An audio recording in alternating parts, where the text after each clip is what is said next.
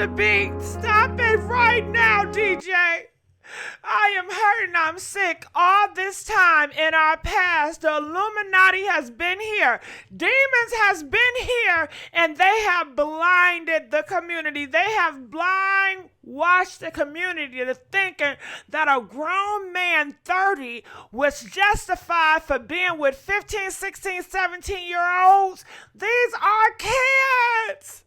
And they're saying in the comment section, oh my God, this was normal back then. They are justifying it, and they don't realize that the demons was after them as they were kids in the past, and they not defiling it as they should, but justifying it because of history. History has a dark past. History has so much demonic things that have happened that is part of people's traditions as today. And it's so sick. So Nia Long, she's telling the story when she was in high school, how she was with a 30-year-old, and he was good to her. Of course, in her little mind, she would think that, and I don't blame her because she was a child. A child don't know much. Okay, they said that you still haven't reached your full brain, haven't reached fully development till you're 25. She didn't know what she was doing, but that 30-year-old knew. He was a predator, and there's so many, and she just says so casually like it's nothing. And you know what? We talked about Nia Long because Nia Long has a strange relationship. She's nothing like the character she play on TV. Let me tell you. Okay, so Nia Long, her ex-boyfriend, her baby daddy, was in a relationship with her ex-baby daddy. Don't you know that big basketball man that just got blasted because he was messing with women that were married? Yeah, they was all like in a trio.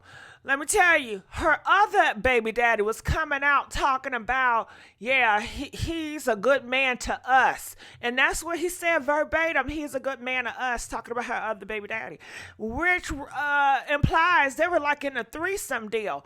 And Nia Long said she don't even believe in marriage. You know what I'm saying?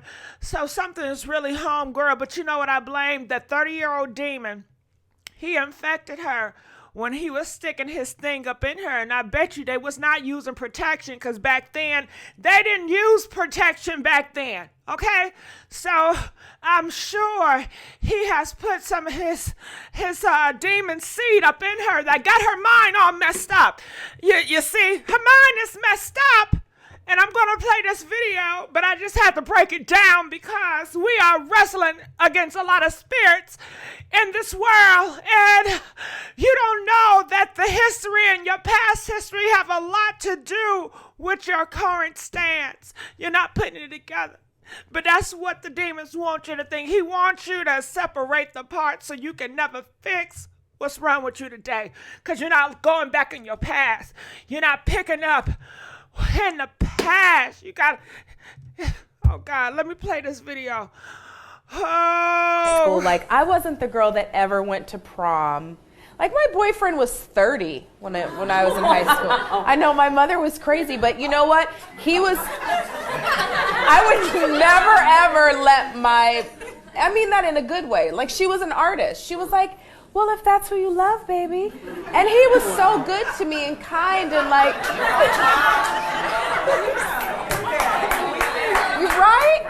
And he did it the right way. He went to her, he was from Oman. He went to her and he said, I love your daughter and I want to date your daughter. And he asked permission. Look at your face. You're like, that ain't happening with my baby. And high school. The petty agenda. This is the petty agenda they're about to push. She wants this to be normalized, that 30-year-old dating 15-year-olds. That is a petty. That's a petty. The petty agenda. God is coming. Oh, the petty agenda is coming. They're going to start normalize 30-year-olds and 15 and 16 and 14-year-olds. The black community already on board. They want to release R. Kelly because that's what he does. They don't mind it. They don't mind it. They don't mind it.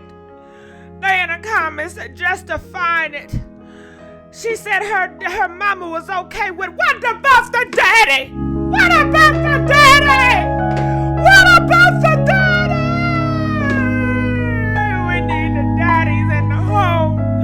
We need the daddies in the home. Oh God, bring the daddies in the home. But this is all programmed. They don't want the daddies in the home. They want the daddies in the street selling the dope. Trying to get a fast life and a fast buck, but going nowhere. But in that jail cell, in that prison. Oh, this is a setup. Oh, somebody help me. Help me.